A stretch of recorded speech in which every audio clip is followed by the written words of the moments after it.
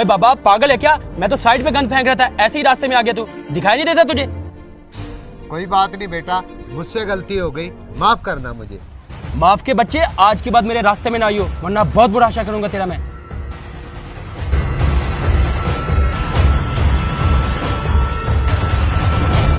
अच्छा तो ये बाइक इसका है, अभी मजा चखाता हूं इसको मैं।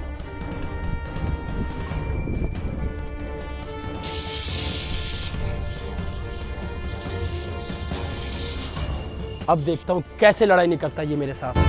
अच्छा बेटा, मैं अफ्तारी का सामान अभी लेकर आता हूँ।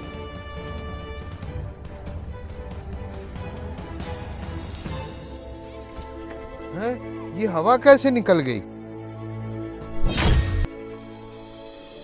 मुझे क्यों ऐसे देख रहे हैं बे?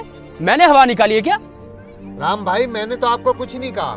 ओए भाई किसको बोल रहे हैं? तेरी औकात है मुझे भाई बनाने की? चल दफा हो यहाँ से।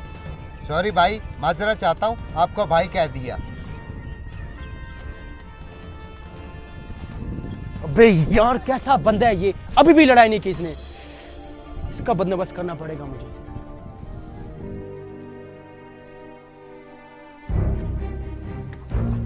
या अल्लाह! अब तो लड़ाई हर हाल में होगी।